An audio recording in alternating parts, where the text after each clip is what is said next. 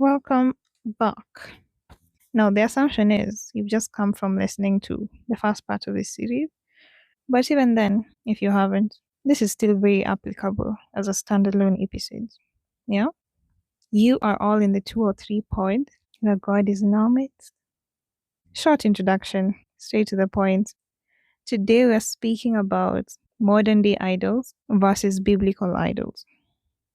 Now, in the first part of the series, we were trying to expose the modern day idols in our own lives, looking at our lives from a different lens, trying to answer some questions that might lead us into knowing what these idols may be, right? And so now we want to get really biblical because we basically just said, or rather cited, two scriptures back then. But if we're talking about idols, we need to recognize it. These aren't new things. I know we all know that. From the time of Adam and Eve, right? Idols existed from the time of Moses, from the time of Solomon and David. And now we want to read into some of these instances. We want to see the consequences of having idols, number one. We want to see how they impact our relationship with God and our Christianity as a whole. Now, in all of that, we'll end up talking about some common examples of modern day idols, because we didn't do that last time.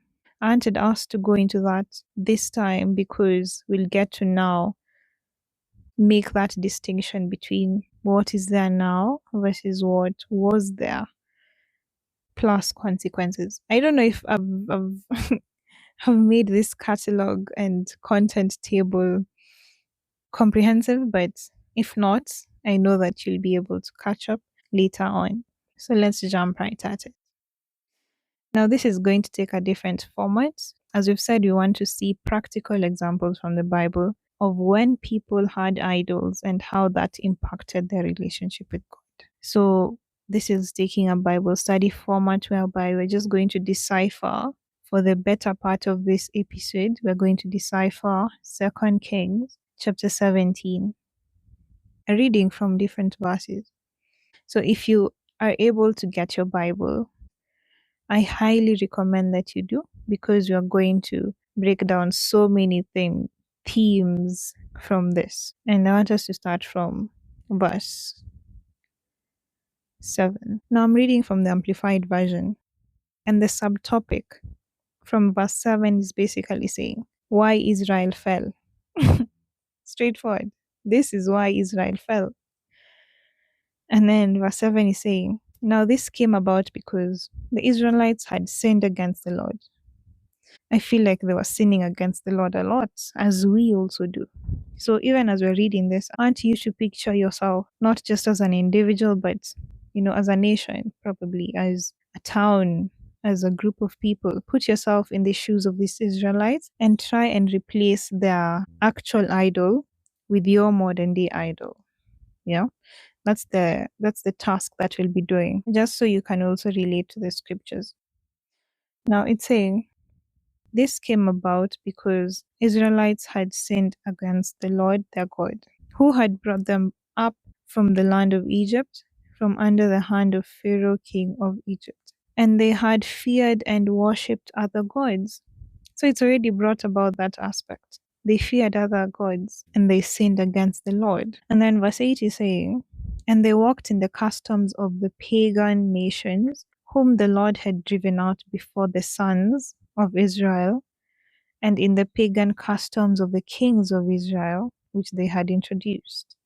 So it's basically telling us that they're really bringing in, or rather bringing back, the aspect of idol worship.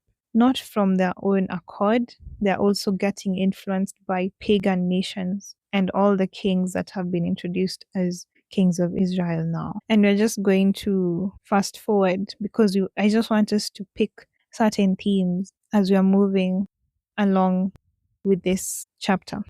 Yeah, so that's verse 8. Now, verse 9 is talking about how they ascribed things to the Lord which were not true. They were saying things about God. They were behaving in ways towards God, and these were not true. They built for themselves high places of worship, from the lonely lookout tower to the fortified city. They set up for themselves sacred pillars. They burned incense on all these high places. They did evil and contemptible things, provoking the Lord to anger. And I don't even know how I stumbled upon this verse, honestly, or rather this whole passage. But when I reached verse 11 is when it started making sense to me. It's when that impact of idol worship started being very clear in my mind. We're just going to read verse 11 again, saying that they burned incense on all the high places, just as the pagan nation whom the Lord had deported before them. And they did evil and contemptible things, provoking the Lord to anger. Provoking the Lord to anger was that part that stood out. One of the consequences of our idol worship. From the beginning, we've already been told that this is why Israel fell. So that in itself is a consequence. Falling of nations, peoples, and descendants that were literally promised so much because of their forefathers. They're falling because they've given themselves up to other idols. They've given themselves up and devoted their time, their worship to all these other graven images outside of God, their one true God, Yahweh. And verse 12 is saying, they served idols of which the Lord had said to them, you shall not do this thing. So there's the aspect of disobedience also coming in, right? And then verse 13, the Lord warned Israel, turn away from your evil ways, keep my commandments and my statutes in accordance with the law which I commanded your fathers and which I sent to you by my servants, the prophets. Just for continuity of thought, we're seeing that in verse 11, the Israelites did evil, evil things that provoked the Lord to anger. Verse 12, the Israelites disobeyed by serving these idols because God said, do not do this, and they did that. Just that. Then verse 13, we're seeing that the Lord even warned Israel, turn away from your evil ways. He told them to keep the commandments.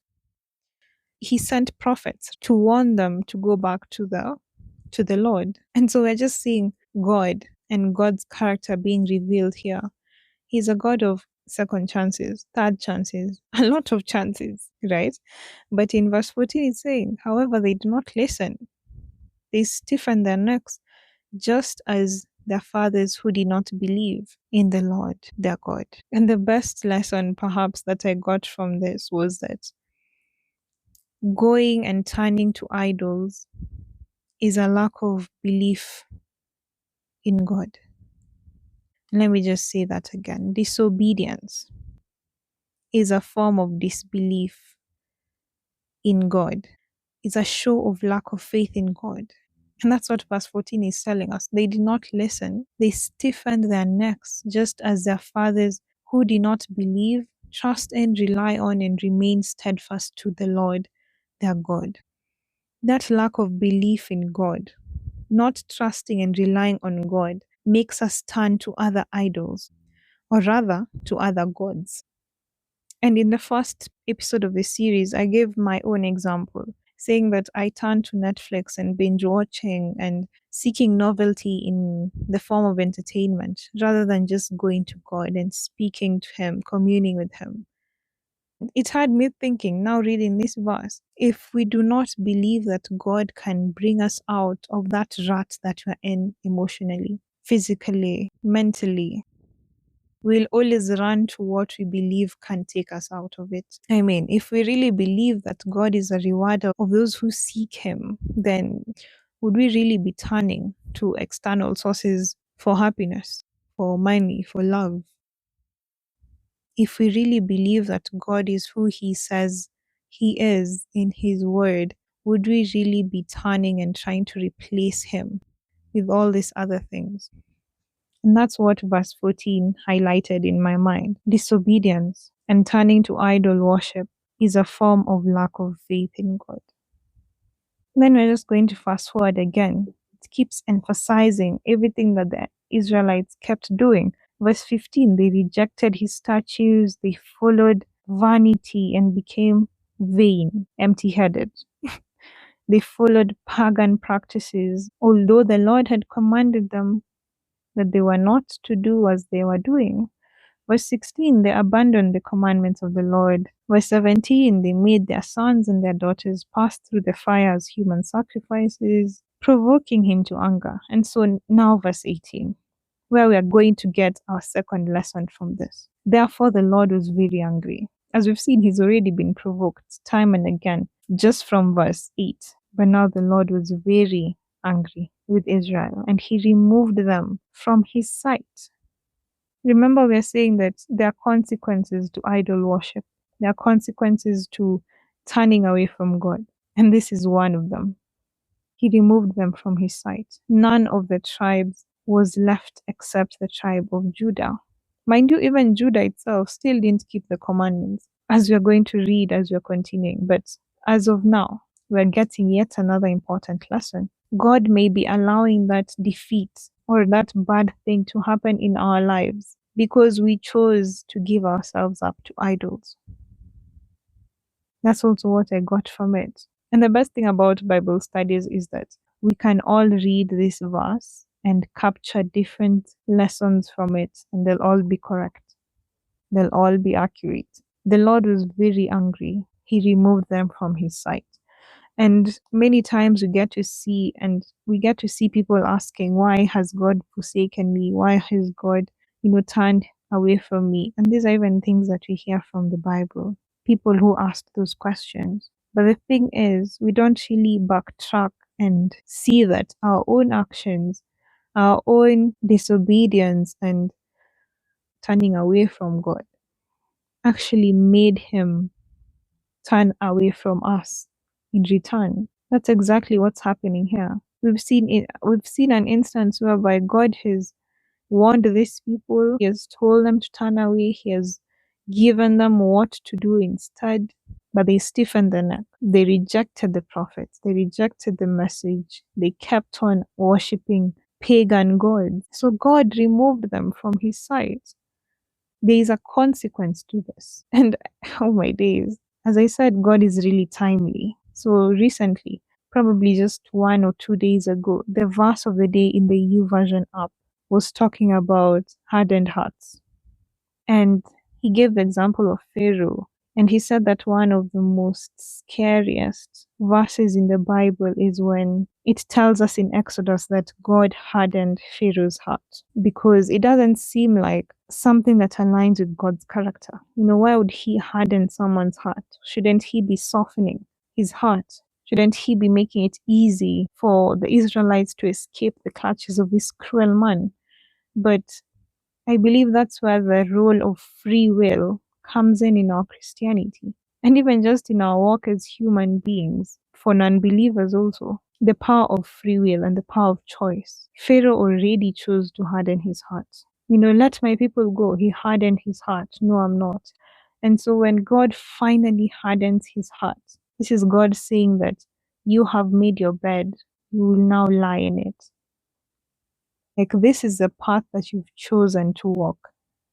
In the free will that I've given you, this is the path that you've chosen. So even in the same way with these Israelites, in this verse that we're reading, 2 Kings, God has given the Israelites numerous chances to turn away, numerous chances to come back to him, and yet they're choosing to be a stiff-necked people. And so it just shows us there's a consequence, and God might allow that defeat and that bad thing in our lives because of our actions and our inaction based on what he's told us to do, because of the choices that we made in our free will here on earth.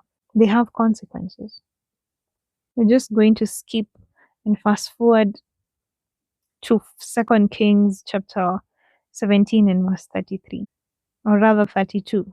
It's saying that they also feared the Lord and appointed from among themselves priests of the high places, who sacrificed for them in the houses of the high places. But then it's saying they feared the Lord, yet they served their own gods. And this was astonishing to me, because that's exactly what we are still doing even now.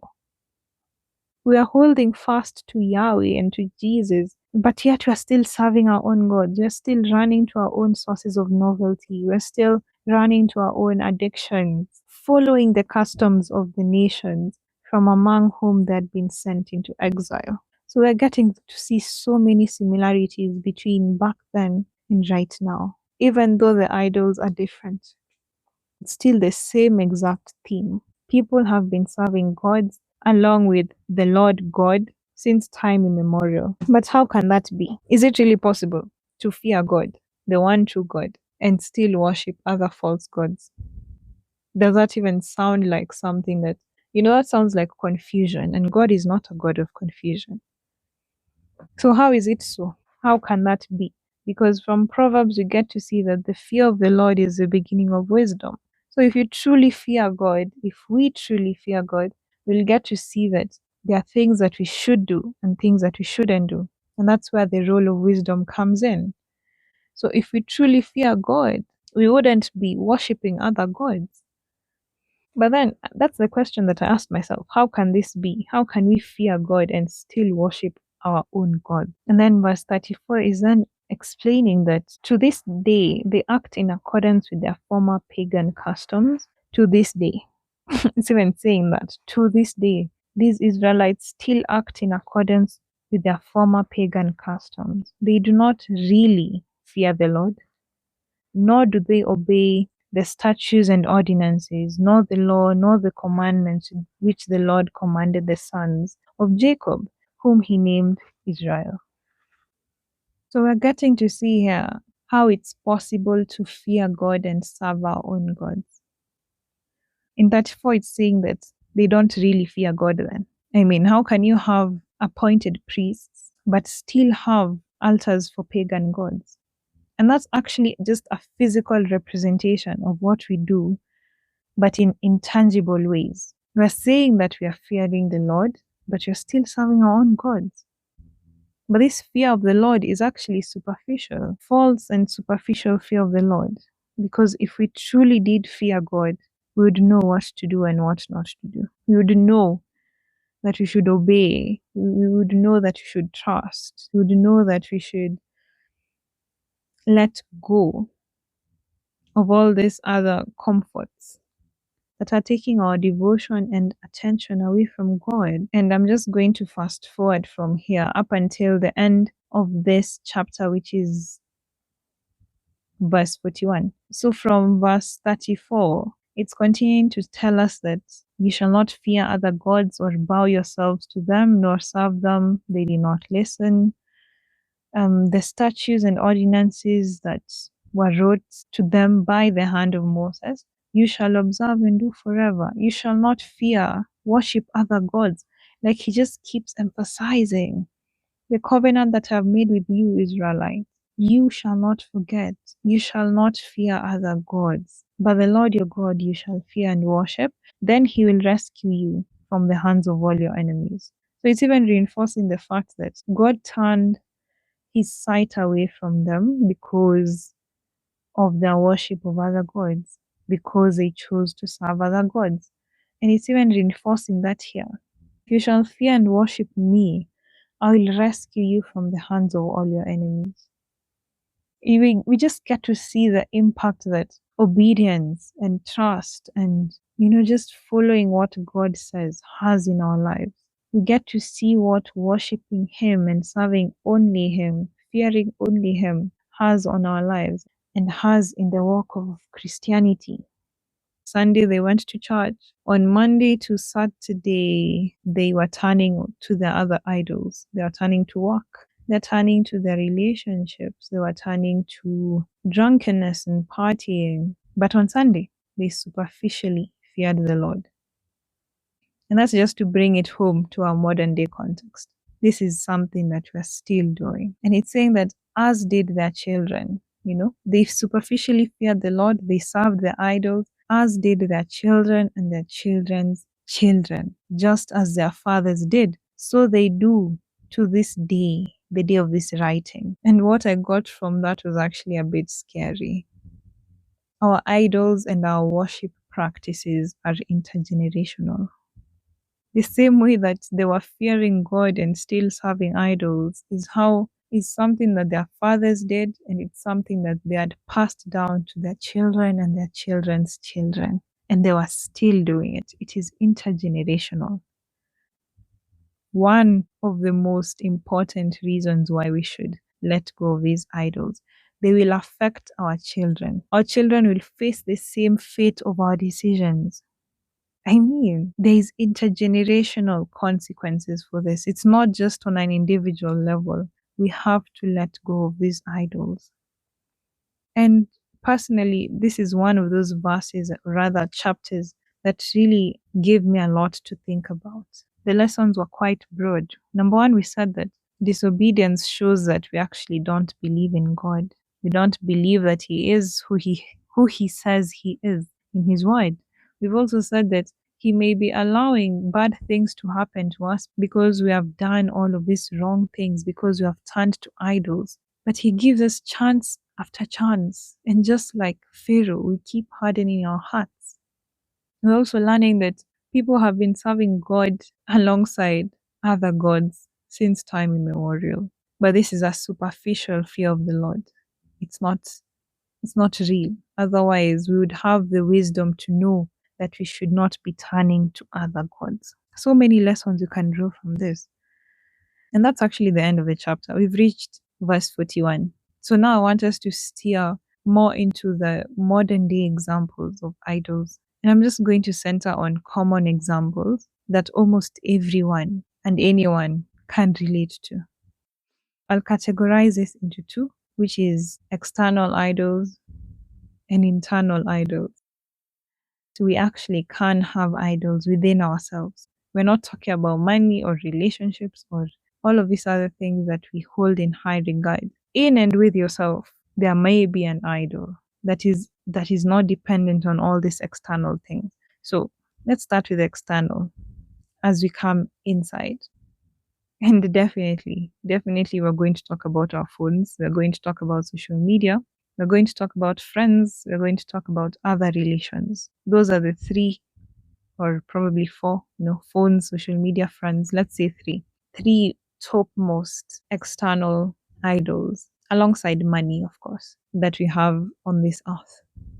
And the thing that we want to say here is that these external idols are aimed at taking our time and our attention away from what God has told us to do, also known as our purpose.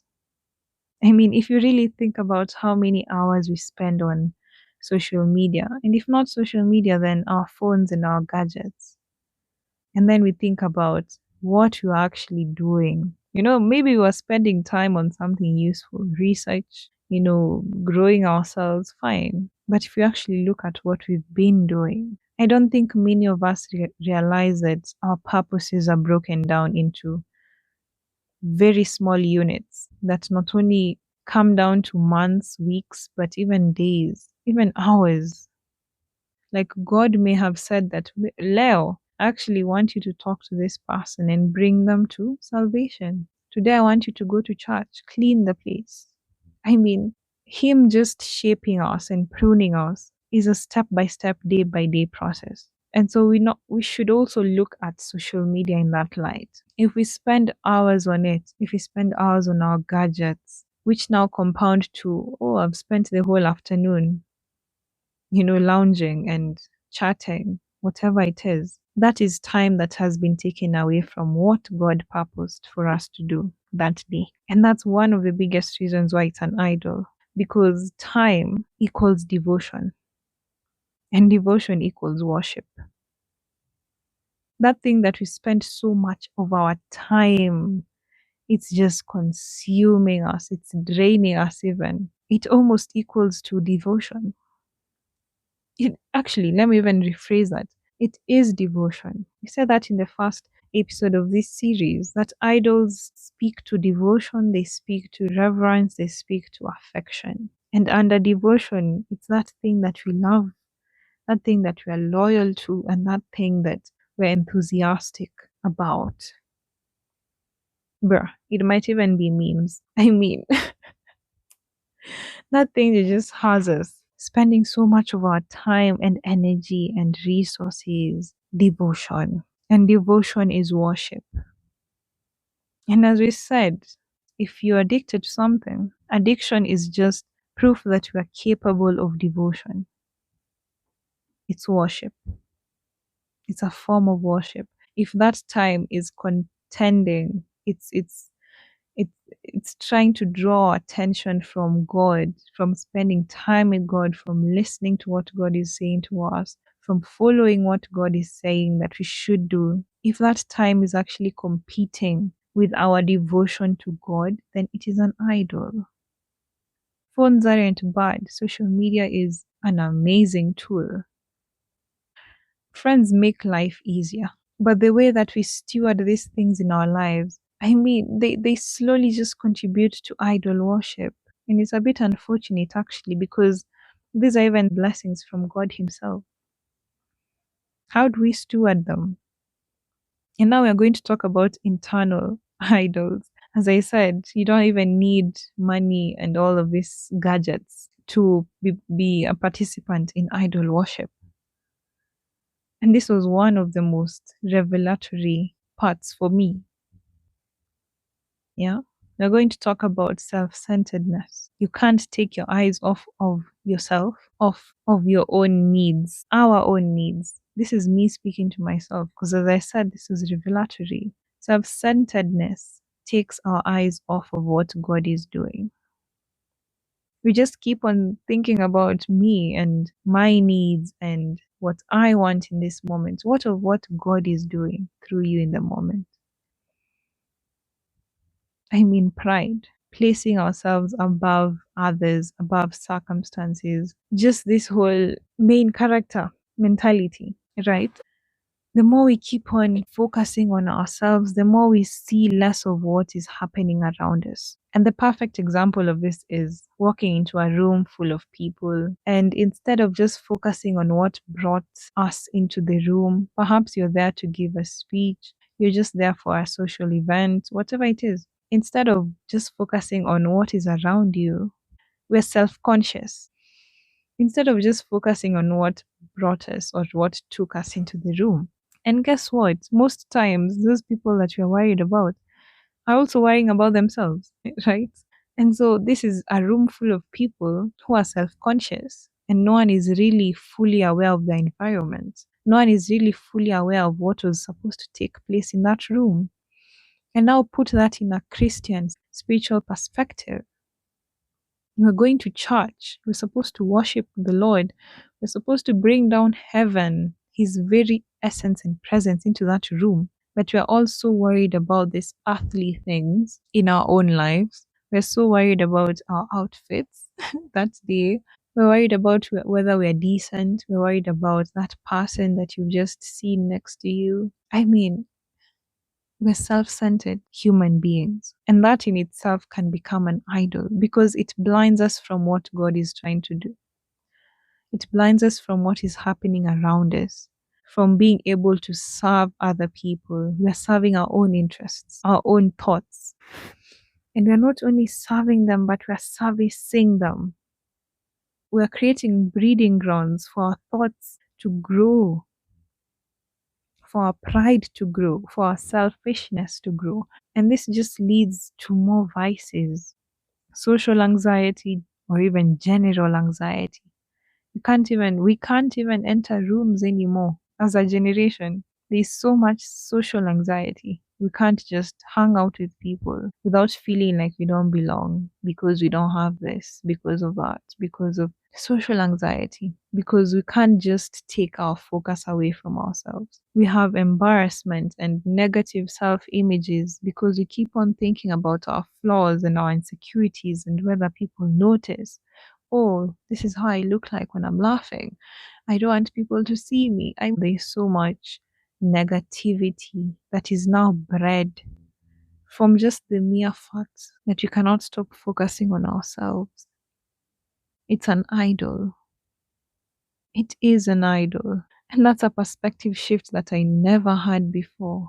We are placing ourselves up on pedestals on altars, dedicating so much of our time, on our appearance, on our careers, just building ourselves up. And then how are we perceived at the end of the day? Just taking our shift and our focus away from God. We cannot live our lives away from the main purpose of why we are created, which is to worship God. It's actually ironic. We're here on earth to worship God, and yet we are glorifying ourselves. And yet we don't see it as idol worship. We are building up gods within ourselves. Time and devotion. It's a bit crazy. We are building up idols in and within ourselves. Oh. 2 Kings 17.